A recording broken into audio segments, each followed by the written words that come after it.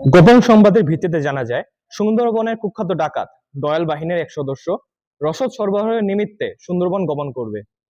প্রাপ্ত তথ্যের ভিত্তিতে আজ 10 মার্চ 2026 তারিখ মঙ্গলবার সকাল 10টায় কোস্টগার্ড বেস মংলা ও আউটপোস্ট নলিয়ান কর্তৃক দাকব থানাধীন শিবসা নদীতে একটি বিশেষ অভিযান পরিচালনা করা হয়।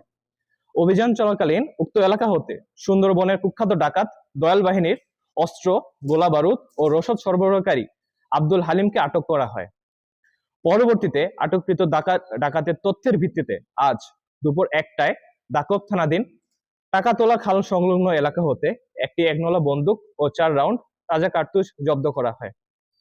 আটককৃত ডাকাত আব্দুল হালিম সাতক্ষীরা জেলার শ্যামনগর থানার বাসিন্দা। সে দীর্ঘদিন যাবৎ দয়াল বাহিনীর সঙ্গে ডাকাতি এবং ডাকাত দলকে অস্ত্র, গোলাবারুদ ও রসদ সরবরাহের মাধ্যমে সহযোগিতা করে আসছিল। জব্দকৃত আলামত ও আটককৃত ডাকাতের পরবর্তী আইনানুগ ব্যবস্থা গ্রহণের কার্যক্রম প্রক্রিয়াধীন রয়েছে। আমরা দস্যুদের উদ্দেশ্যে বলতে চাই, সুন্দরবনকে দস্যুমুক্ত রাখতে কোস্টগার্ডের অভিযান অব্যাহত থাকবে।